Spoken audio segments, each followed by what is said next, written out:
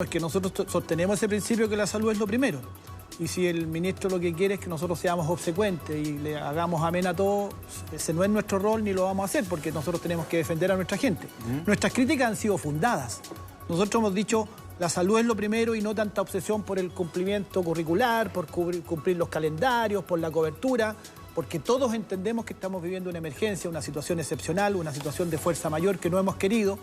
Y cuando uno ha apreciado esa obsesión, de hecho, tú mismo lo dices, estaba decretado el retorno a clases presenciales hoy. Sí, y nosotros nos opusimos, dijimos, ¿cómo eso es absurdo? Eso no tiene ningún sentido, no vamos a volver. Tuvimos que ponernos medio duros en nuestra postura. Sí, pero hagamos así un paréntesis en ese punto, porque el mismo ministro lo estableció acá, dijo que ustedes lo tomaron como una fecha que no se podía mover. Claro, el ministerio eso no lo había dicho, había puesto intuitivamente, pensando en la superación de la pandemia, un 27 de abril, pero obviamente era una fecha revisable como era revisable la cuarentena, entrar en cuarentena, salir de cuarentena en las distintas comunas. Bueno, después de que nosotros comenzamos a hacer la crítica, fue relativizando, pero originalmente partió diciendo el 27 se vuelve. Pero más allá de eso, ellos han tenido mucha, yo diría que tienen que, nuestra postura ha sido que relajen esa obsesión por el cumplimiento estricto de los contenidos, la cobertura curricular, que los rendimientos. Por ejemplo, hoy día estamos diciendo, ¿qué sentido tiene mantener el CIMSE vigente, que hasta ahora está vigente? No se ha decretado que el CIMSE no se da este año, que es una presión adicional a la comunidad. ¿Cuándo se realiza el CIMSE? El CIMSE se realiza en el mes de agosto, me parece. No recuerdo la fecha exacta ahora, pero está programado el CIMSE. Eso es absurdo. ¿Qué sentido tiene en estas circunstancias? ¿Qué va a medir el CIMSE? Nosotros discutimos el CIMSE como herramienta de medición de la calidad en su fondo, pero incluso dejando de lado esa crítica, en este año, ¿qué sentido puede tener el CIMSE? ¿Qué sentido puede tener la evaluación docente? Déjeme de esta idea. La evaluación docente a nosotros nos exige mucho trabajo. Preparar portafolio, preparar una clase grabada, es mucha pega durante un par de meses, full, dedicado a la evaluación docente.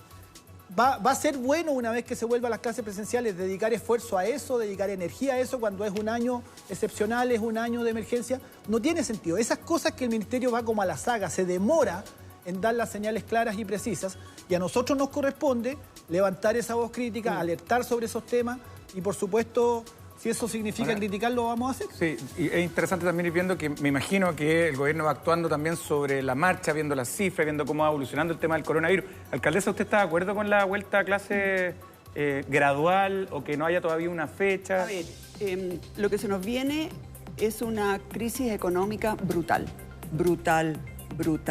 pero brutal. Ya se siente. En Providencia nosotros ya contamos con 15.000 millones de pesos menos que el año pasado. Impresionante esa 15.000 millones. Tuvimos que sacar a 200 personas. ¿Y esa cifra menor es por qué, alcaldesa? Primero, obviamente, ni una multa a nadie. ¿A quién va a multar si no hay nadie en la calle?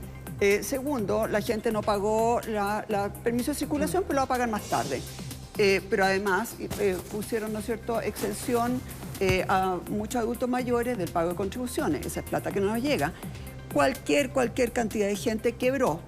Primero por el 18 de octubre y ahora por el virus. Pero no les puedo contar la cantidad de pequeños negocios que era lo que habían logrado hacer durante toda la vida y que tenían 3, 4 personas, todos en sus casas y quebraron, no nos pagan patente. Entonces, la verdad es que la situación es... O sea, nosotros vamos a cortar a la mitad retiro de basura, a la mitad mantención de áreas verdes, a la mitad barrio de calle. Estamos bajando sueldos, y no llegamos a fin de año. Entonces, lo primero que quiero señalar es que ya llega el momento también de preocuparnos de la crisis económica. No es solamente el virus. Y por otro lado, ¿cómo sale un papá o una mamá a trabajar si no tiene con quién dejar a los niños? No los puede dejar con los abuelos porque son lo peor de todo. Entonces, ahí hay un tema. Y la otra cosa, y que yo creo que aquí la viróloga Daniela podrá decirnos más, es que en Europa y sobre todo en Islandia se está hablando bastante de que los niños serían menores transmisores de lo que se pensaba. Eso yo no lo entiendo mucho, mejor que lo diga ella. Pero yo creo que también nos falta, o sea, para tomar decisiones todavía nos falta mucha información. Ahora, de qué pasa con el virus, de qué pasa con la carga. Pero ¿usted es partidaria que vuelvan a clase ahora de manera gradual? Hay algunas comunas donde no han tenido ningún contagio. Obviamente que tienen que volver a clase, ¿no? Pero en el caso de Providencia... Hay otras comunas que están con un contagio brutal, como Puente Alto. Yo ahí no volvería a clase. Yo creo que vamos a tener que ir... ¿Y en Providencia, alcaldesa? Como con el tema de la cuarentena, quita y pon, digamos. Perdón. No, le preguntaba por el caso de Providencia porque usted levantó la voz, fue una de las primeras alcaldesas y dijo, aquí en Providencia, en los colegios de Providencia vienen niños de todas las comunas y tienen que cruzar Santiago, usar el transporte público, hay mucha población flotante. En el caso de su comuna, ¿le parece que tendrían que volver antes o después en este regreso gradual? Nosotros tenemos varios... yo creo que tenían que ir volviendo de muy de a poco. A ver, primero, la mitad de la materia no sirve para nada. La mitad de la materia que pasan a los niños en los colegios, yo fui profesora. ¿Aprendiendo cursos? Un año completo. O sea, la mitad de la materia que se pasa en matemática es pura basura. No les va a servir nunca más en sus vidas. Ya. O sea, hay que ajustar el currículum. Tienen que aprender los niños a hacer el logaritmo. ¿Alguien alguna vez ha usado logaritmo? No. ¿Ustedes? No. Nunca. Ni vectores, ni nada. Yo lo tuve Pero que ayuda, volver a aprender a mí me para poder convencieron, enseñarlo. alcaldesa, que ayudaba a que uno pensara y quisiera mover la cabeza. Tontera. Hoy día los niños básicamente lo que tienen que aprender es a leer bien, a leer rápido, a entender lo que leen y aplicar lo que leen. Pero es que si la gente y eso pensara... los niños en Chile no lo logran. Oiga, Ni alcaldesa, en cuarto medio. Si la gente pensara así, perdone, pero el colegio duraría la mitad, entonces. Pero sí que perfectamente, o sea, yo creo que es una locura tener a los niños hasta las 4:30, 5 de la tarde eso estudiando. es un dato... Una locura. Los niños tienen que aprender a jugar fútbol, tienen que aprender guitarra, tienen que cantar, tienen que bailar. Hacer menos tarea. Tienen que ser más felices. Hoy día tenemos a los niños con una carga de trabajo que es una locura. Cuando se habló de la jornada doble, ¿no es cierto? Se pensaba que iban a hacer talleres. Nada, pura matemática, pura... Y yo les estaba enseñando todas esas cosas matemáticas y decía, ¿para qué miércoles tengo que pasar toda esta tontera? Yo, la verdad, estudié ingeniería comercial, o sea, una carrera que usa mucha matemática. Sí, claro. Y por lo tanto yo sé qué les va a servir y qué es lo que no les va a servir. La regla del 3 no la alcanzan a aprender bien, que es básica en la vida, porque le tengo que enseñar vectores. Logaritmo. Pura tontera. No, Entonces, yo lo peor único es la que les digo es, comprensión de lectura. este es el momento de cortar a la mitad las cosas que le estamos metiendo a los niños, de buscar que los niños jueguen más, que tengan más imaginación, que no aprendan tanto de memoria, pero sobre todo que lo que puedan leer, ojalá también en inglés, porque mucha de la información está en inglés, que puedan leer, entender lo que leen, aplicarlo, tener criterio. Bajo ese esquema Son se cosas podría súper salvar el básicas, año. pero pasamos materia.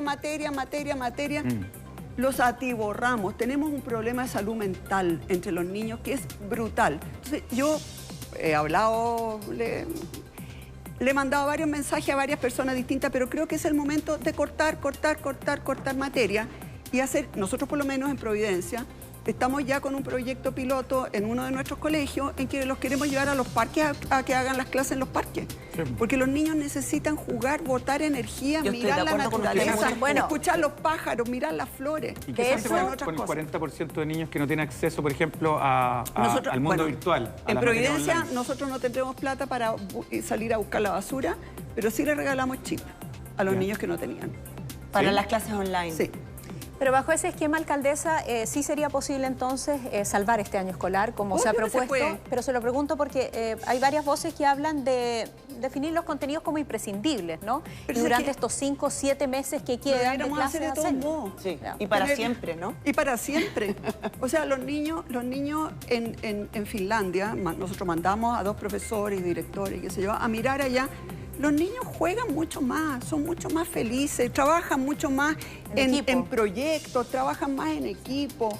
Pero esto de aprender y de recitar y de memorizar, si parece el siglo XVIII. Vamos al nivel de contagio junto con Daniela, tal como se lo proponía usted, porque hoy día además tenemos un titular interesante que viene el diario El Mercurio. Habla de que 14.000 millones de pesos al mes podrían destinarse a la sanitización de los colegios en este supuesto retorno gradual, ¿no? Estos recursos pueden gastarse en productos como ¿cuáles? El alcohol gel, las mascarillas, los servicios de limpieza especializados, incluso modificaciones importantes a la infraestructura. ¿Cuál es el nivel de contagio, Daniela, que hay entre los niños y qué peligro representa ese contagio, entendiendo una típica actividad escolar, cuando retorna a casa donde se encuentran con abuelos, con adultos mayores, etcétera? Mira, recientemente hay un estudio que todavía está en progreso en Holanda, en el que ha mostrado o tiene indicios de que los niños no serían un vector tan relevante en cuanto al contagio. Eso es todo lo contrario de lo que se había dicho hasta ahora, sí, ¿no? Sí, es todo lo contrario. Que eran grandes vectores los niños. Hay que dejar claro que este estudio sigue, continúa, no es una publicación ni tampoco evidencia científica que ya esté revisada por revistas, pero sí es un estudio que ya está arrojando información de que los niños más pequeños no serían la fuente principal de contagio. ¿Niños más pequeños de qué edad? estamos hablando a nivel escolar. Ahora, es importante señalar que eso no quiere decir que los niños...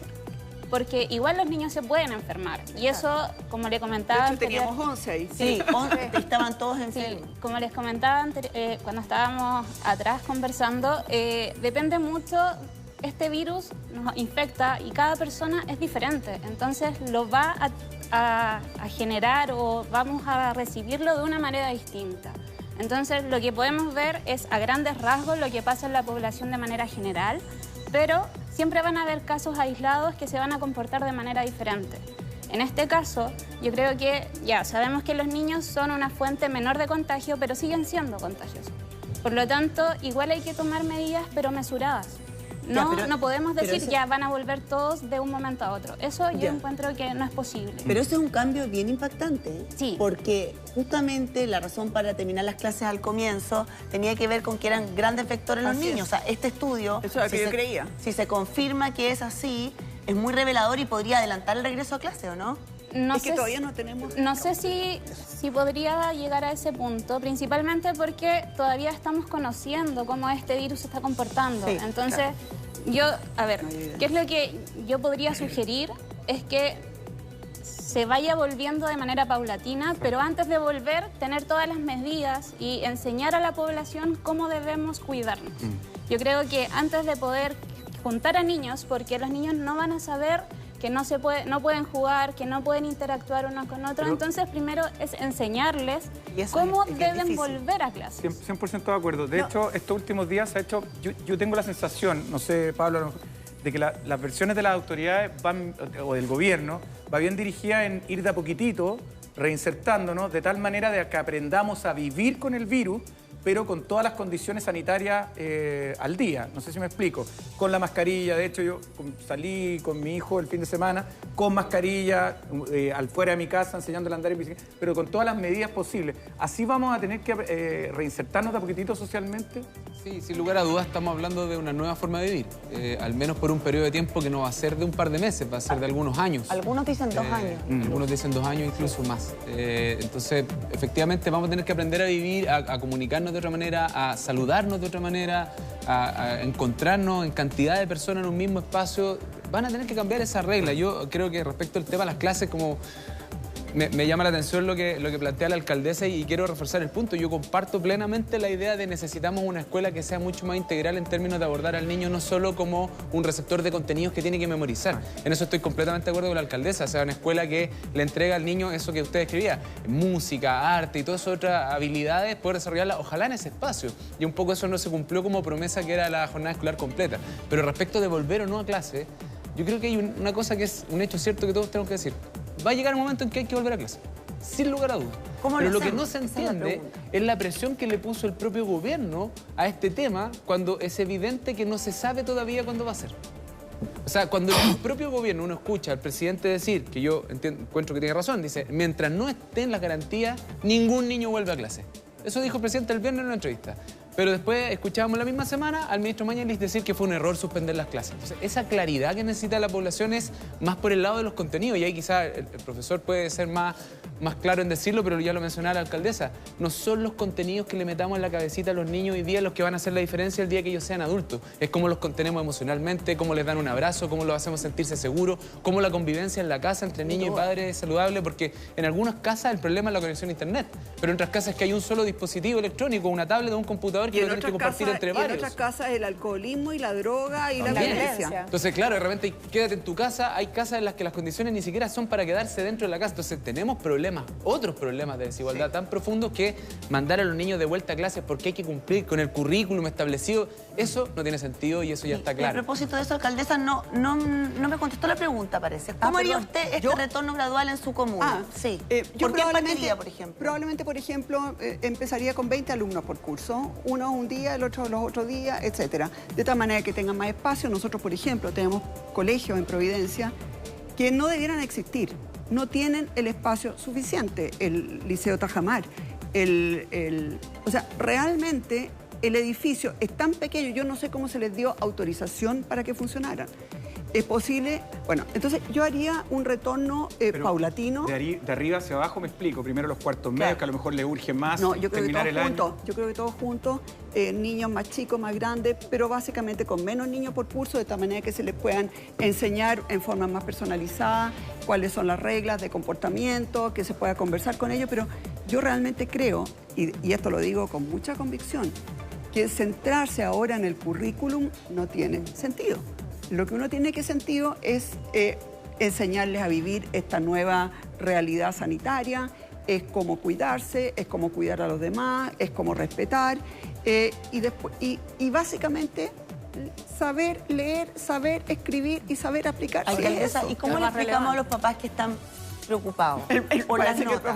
Voy al tiro con el profesor. Me va a sacar. Porque yo hablo por papá, no es mi caso, la verdad que a mí el resultado, la nota me tiene sin cuidado, pero hay muchos papás que sí les importa y hay muchos niños también que les importa, sobre todo los que están en media y les va a contar sus notas para la próxima prueba, que ya no va a ser la PSU, pero la prueba que la reemplace. ¿Qué le decimos a sus papás y a esos niños que están preocupados de las notas y de no perder el año escolar? Mire, cuando a un niño de verdad le interesan las notas, se las va a arreglar para acceder a la información que quiere. Yo nunca he visto un niño que tiene ganas que se quede afuera. La verdad es que el niño, generalmente el problema es motivarlos. Ese es generalmente el problema. Yo veía en el colegio donde yo hice clase, uno se daba cuenta al tiro cuáles eran los niños que de verdad querían aprender. Y eso me venían y me preguntaban y yo les prestaba. Y los profesores siempre van a estar... Es más bien el problema de cómo motivamos a tantos niños que de verdad están hasta acá con niños que están dentro de una sala. Sí, danos un segundito para sumar también a Mario. Perdón, porque siempre pueden pedir prestado un libro. Claro. O sea, hay muchas formas que los niños pueden hacer. Sí. Mario, ustedes han dicho que les corresponde un rol crítico frente a la crítica de la autoridad, ¿no? Trabajemos por un bien común, por una causa, y yo creo que en eso tiene razón, cada uno está en su rol. Pero hay algo súper interesante que usted ha planteado, que ustedes le entregaron al Ministerio un plan de trabajo, ¿no es cierto? Un plan que usted ha dicho que el Ministerio no ha leído, o por lo menos usted no ha tenido respuesta respecto de ese plan. En términos de este retorno gradual, ¿cuál es el punto central de ese plan, de la propuesta de ustedes? Lo central es que hay un concepto que yo creo que todos tenemos que estar de acuerdo, es que la salud es lo primero. La salud y el cuidado de nuestra gente es lo primero. Y nuestra gente para nosotros son nuestros estudiantes, sus familias, nuestros compañeros asistentes de la educación, nosotros mismos como profesores. Y esa debe ser la consideración fundamental.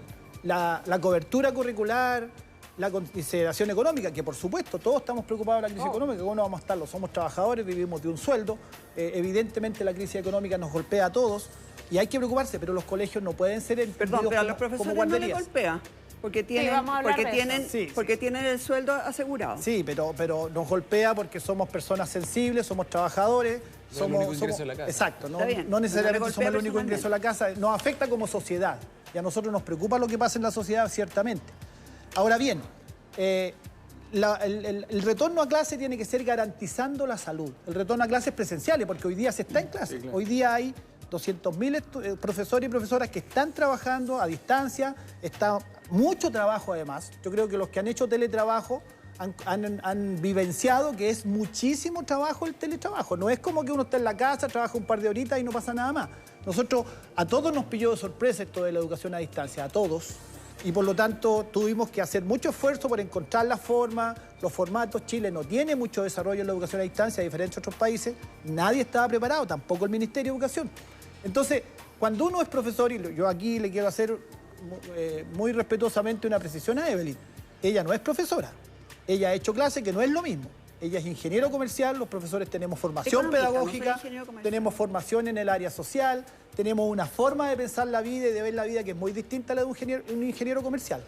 Hecha esa precisión, hay muchos aspectos de lo que es la cotidianidad escolar, muchos aspectos que no están considerados en las estadísticas, que no están considerados en las teóricas medidas que se tienen que tomar. Por ejemplo, cuando los expertos dicen todos los niños tienen que tener mascarilla, todos los niños y profesores tienen que tener mascarilla. ¿Cómo hace usted para que un niño esté todo el día, las 4 horas, las 5 horas, las 6 horas o las 3, si es más reducida la jornada, esté con la mascarilla, sin tocársela, sin sacársela, sin jugar con ella? Entonces, hay muchas aristas de la cotidianidad escolar, muchas, que no están consideradas en estas medidas teóricas. cuando vayan al baño. ¿Considera el plan que ustedes entregaron? Le insisto en la pregunta, ¿al ministerio? Por supuesto, nuestro plan considera muchos aspectos. Ahora, el plan lo entregamos al inicio de este proceso y por supuesto eso ahora hay que adaptarlo a muchas cosas que han surgido durante la contingencia. Pero el retorno a clases, este es el principio fundamental, tiene que ser cuando la pandemia ya esté a la baja, obviamente, porque también la subjetividad de la gente es importante. Pero eso puede ser un año y medio más, Mario. Los apoderados han dicho, nosotros no vamos a mandar a nuestro hijo al colegio mientras haya riesgo, y esa subjetividad hay que tenerla en cuenta. Por supuesto que tenemos que, en algún momento... Dice, una vez que pase el pic de la pandemia. Una vez que haya la certeza de que la pandemia está controlada y cuando estén garantizadas las condiciones sanitarias. Los hijos son lo más preciado que tenemos, para todos ustedes, para esa familia de 11 niños. Para todos nosotros no hay nada más preciado que los hijos. Y nadie los va a poner en riesgo. Dice la especialista Pamela. Daniela dice, y dice bien ella lo dice con cautela, dice, hay ciertos indicios en ciertos estudios.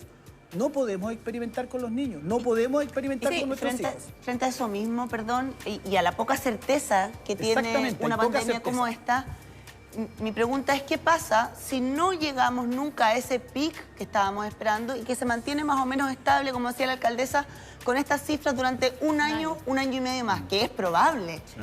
Durante un año y medio más los niños no van a volver a clase, ¿cree usted? Obviamente en ese caso tendremos que ir evaluando. Nadie está pretendiendo que estemos 2 años en situación de absoluta normalidad. ¿Pero cuándo habría que evaluarlo, Mario? Pero es que aquí voy. Tenemos que irlo evaluando, pero con todos los actores participando. Esto es muy importante. Aquí tienen que estar, para tomar una decisión como el retorno a clases presenciales, a clases en los colegios, tienen que estar los actores sanitarios, los expertos, pero tenemos que estar los actores educacionales también. ¿Usted siente que no han estado, que no han sido considerados? No hemos estado. Pero el ministro decía el otro día que efectivamente se le ha hecho participar, se le ha pedido la opinión, pero que en el fondo también siente que cada cosa que ofrece el gobierno de alguna manera o que dice el gobierno es objetada. Entonces, de alguna manera es como invitarlos a colaborar. No es así. Ustedes tienen una mesa con sostenedores, con apoderados. Exactamente. Lo que nosotros hemos propuesto es que exista una mesa donde estemos todos los actores, no solo los expertos epidemiólogos. Y ojo, los expertos epidemiólogos también se quejan de poca participación. Si aquí hay una crítica que han hecho los alcaldes, ha hecho el colegio médico, hemos hecho nosotros, han hecho distintos actores sociales. La ANEF, cuando resolvieron, le avisaron de un día para otro, mañana vuelven a trabajar. ¿En qué no se han sentido considerados, Mario? Porque lo que nosotros necesitamos es interlocutar y construir de manera conjunta las decisiones. No que nos informen, participar. No es que tú llegues a una reunión y te digan esto ya está resuelto, esto está cortado. Participar es construir conjuntamente las decisiones. Eso es participar. Pero eso es política y hay varias cosas que se están preguntando hoy día y la alcaldesa en eso pone un punto que a mí me gustaría que se debatiera acá. Viene además hoy día en la portada del Hoy. Yo creo que es la discusión que va a tomar la semana, que es la legítima sensación de muchas personas en su casa que están pagando una colegiatura, pero que no están recibiendo efectivamente, aunque Mario dice, se siguen haciendo las clases, no de la misma manera. Y en ese sentido yo creo que también hay que acoger ese punto de vista respecto de que las personas tienen que seguir pagando efectivamente mensualmente cada una de esas cuotas, y ha habido ya quejas que han llegado a los tribunales. De hecho, el CERNAC está analizando 2.000 quejas por cobro de universidades, de institutos y de colegios. La mayoría de los reclamos son por no rebajar la municipalidad. Los municipios piden que las clases vuelvan a fines de julio, es lo que trae la portada del Hoy por Hoy, pero establezcamos esta discusión respecto de si todos están haciendo el esfuerzo, se preguntan muchos, ¿por qué no lo pueden hacer también los profesores? Y yo creo que esa es la queja que uno escucha también, no sé si les ha pasado a ustedes, a todo nivel, en las discusiones del día domingo, porque efectivamente no estoy recibiendo la misma clase. Entonces, me gustaría ponerlo aquí en la mesa para que se pueda discutir, alcaldesa. O sea, a mí me parece que los colegios que siguen cobrando la colegiatura completa es absolutamente inaceptable. Inaceptable. ¿Cuánto menos debieran cobrar, alcaldesa? No lo sé, no conozco su estructura de costos, pero también quiero señalar que finalmente cuando uno tiene personas que reciben el sueldo completo quedándose en casa, es bastante más cómodo seguir en la casa recibiendo el sueldo completo. En ese sentido, por ejemplo, ha sido interesante un fallo de la Contraloría que prohíbe pagar horas extraordinarias a los que hacen teletrabajo. Y a mí me parece razonable. Nosotros apelamos eso porque obviamente que le afecta mucho a nuestros funcionarios, pero finalmente que cuando un funcionario está recibiendo todo el sueldo completo, incluso con horas extraordinarias en la casa, no va a querer volver. Ahora, esa es la verdad. Hay colegios que han actuado de distintas formas.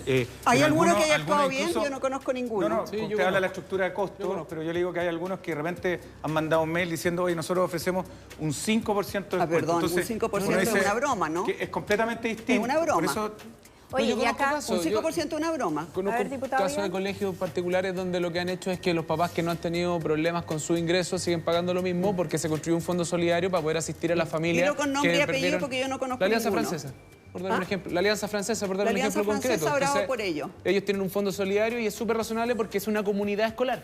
Entonces, cada apoderado por sí mismo puede sentir que el servicio no se le está prestando cuando entendemos la educación como un bien de mercado, pero cuando lo entendemos como una comunidad, si un apoderado tiene la posibilidad, porque sigue recibiendo el mismo sueldo, de pagar, el colegio está haciendo el esfuerzo por entregar un contenido de la manera en que puede y con eso están ayudando a otras familias que están en dificultad. Pero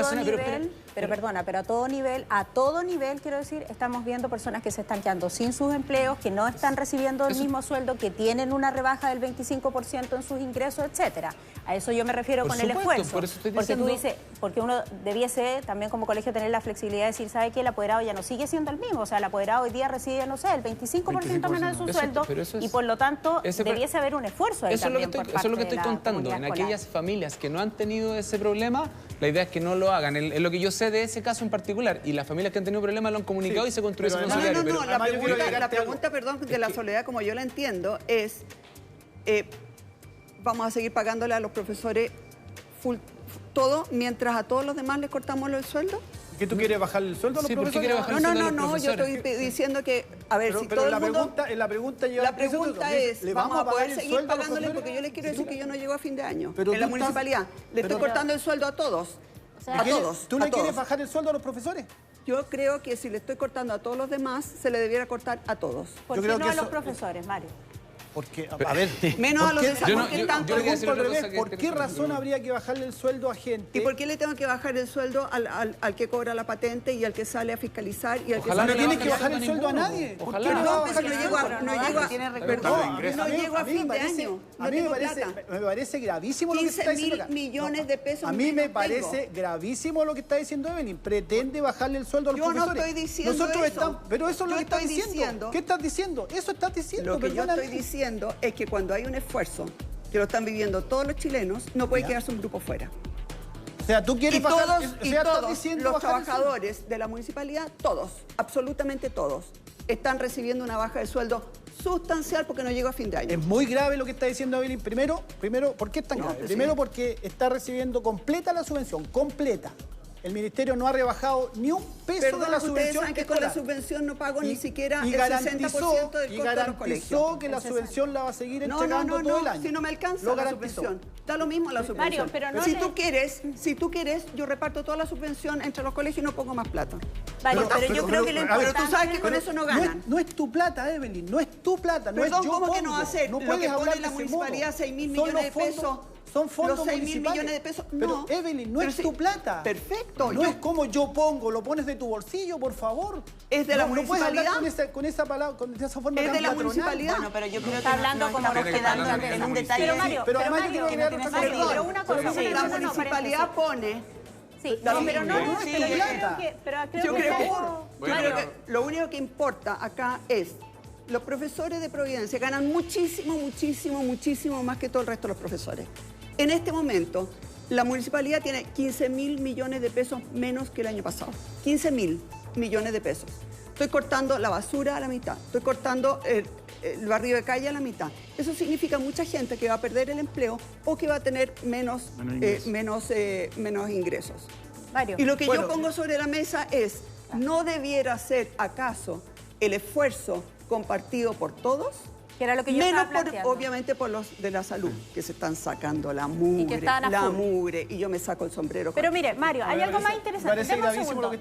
No le conteste a la alcaldesa, pero sí contéstele a una persona que en este momento nos está viendo, que vive, no sé, en una comuna de Santiago, puede ser, por ejemplo, en la Florida, que ha visto mermados sus ingresos y que hoy día legítimamente se está preguntando por qué tengo que pagar la totalidad del colegio si no estoy recibiendo el mismo nivel de educación que yo recibía antes.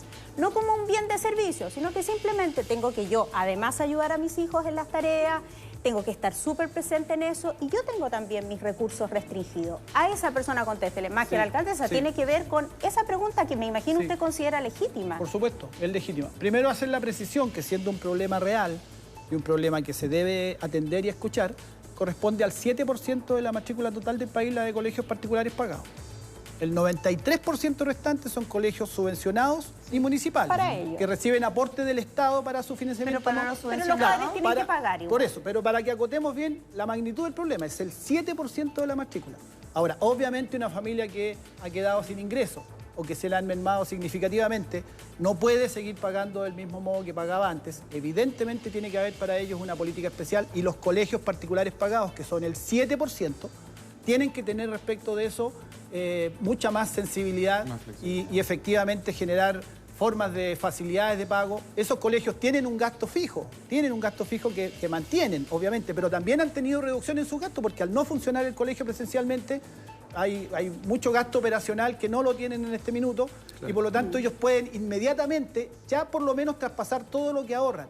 Y respecto de lo demás, aquellos colegios que tienen solvencia, que hay algunos que son verdaderas empresas educativas, industria educativa, tienen solvencia, tienen capitales, deben abordarlo de esa misma manera. Y finalmente... Para ti la clase online o la clase que se está impartiendo hoy día, para ti tiene el mismo valor, es exactamente la misma que se debe impartir presencialmente. No, nada reemplaza la clase presencial, en eso estamos de acuerdo. La clase presencial es una instancia educativa de una riqueza, de una cantidad de interacciones con los compañeros, con el profesor, la retroalimentación que da el profesor mismo, el contacto directo, todo eso es irreemplazable. O sea, en ese sentido la familia se puede sentir que, que no puede pagar lo mismo que estaba pagando. Claro, en la concepción de que la educación es un servicio en donde se establece una relación clientelar con el colegio como proveedor de un servicio, esa lógica aplica.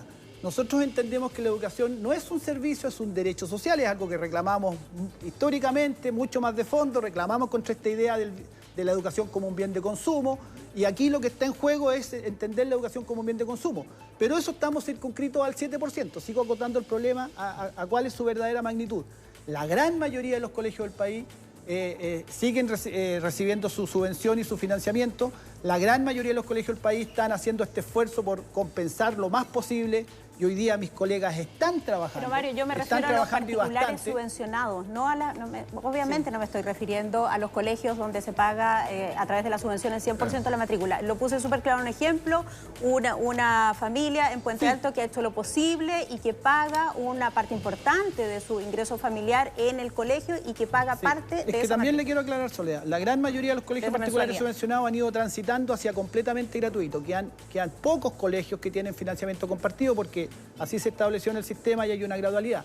Esos pocos colegios que quedan con financiamiento compartido, a mi entender, los sostenedores también tienen que hacer un esfuerzo y la parte del financiamiento que le aporta el apoderado, porque gran parte del financiamiento lo reciben del Estado y son fondos públicos y los siguen recibiendo íntegros, eso perfectamente pueden ellos otorgar las facilidades del caso y aquellas familias que efectivamente tengan estos problemas o simplemente eximirlos del pago o bien darle todas las facilidades correspondientes. Yo creo que los empresarios de la educación, los sostenedores privados, efectivamente tienen que hacer ese esfuerzo, porque aquí todos tenemos que tener sensibilidad frente a lo que está pasando. Y efectivamente hay una crisis económica muy grande que ya está empezando, somos conscientes de eso, y desde ese punto de vista, me parece que la solución no es que la gente tenga que hacer el costo nuevamente, como siempre ocurre en estas situaciones. Siempre que hay crisis económica, el costo lo pagan los más débiles, lo pagan los trabajadores, lo pagan los asalariados. Nosotros creemos que aquí el esfuerzo mayor tienen que hacerlo los grandes poderes económicos de este país. A ellos todavía no se les toca un peso.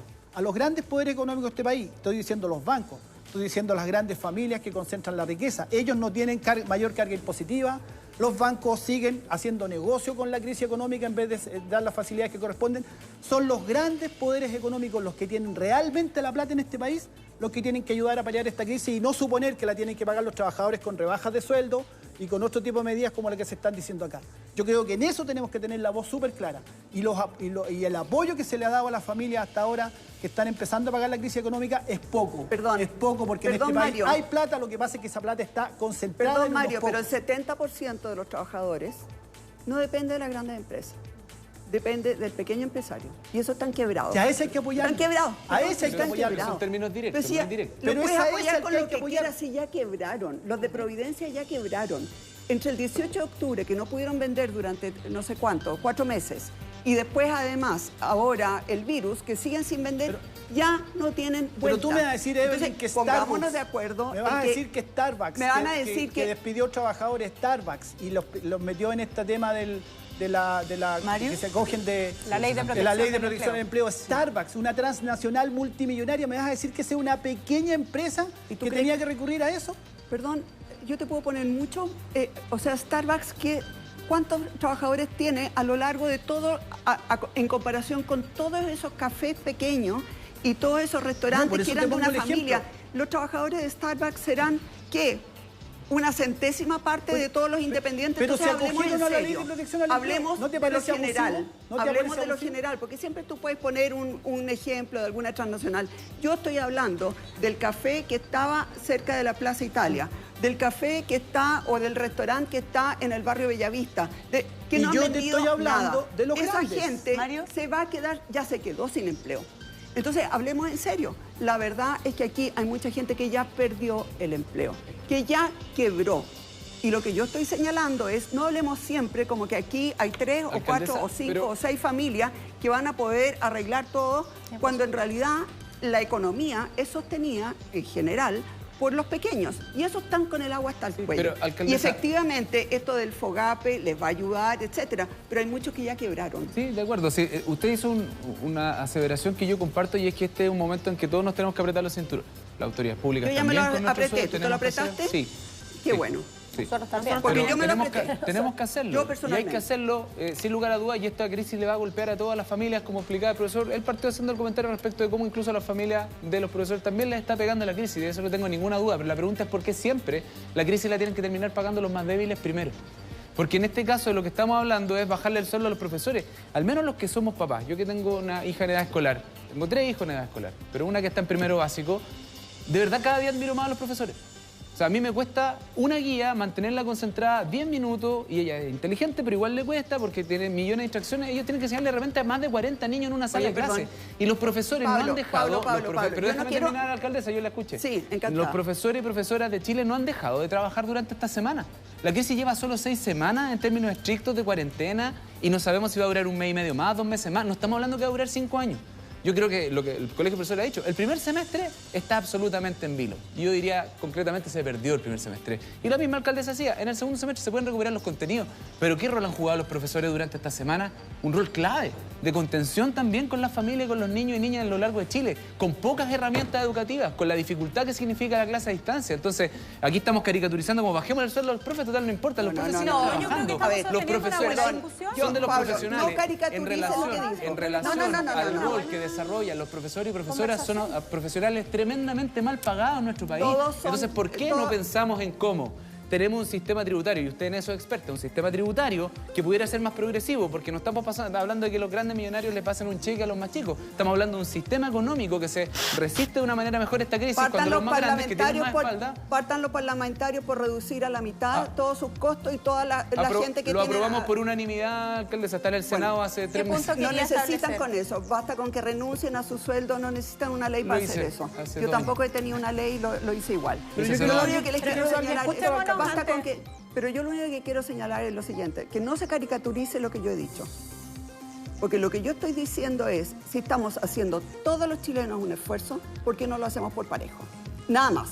Yo no estoy diciendo que la solución sea bajarle los sueldos a los profesores. Yo estoy diciendo, aquí hay un problema generalizado, pongámonos todos de acuerdo. De acuerdo, porque pero usted sabe muy bien que en ese tipo de decisiones hay que tomar prioridades. Hay algunas que se toman primero. ¿Por qué todavía no se toma ninguna decisión respecto de los bancos, respecto de la gran empresa, y por qué ya estamos pensando en el sueldo de los profesores? Yo entiendo que si llega un punto en que todos se tienen que poner, todos se tienen que poner, pero partamos por los que tienen más espalda.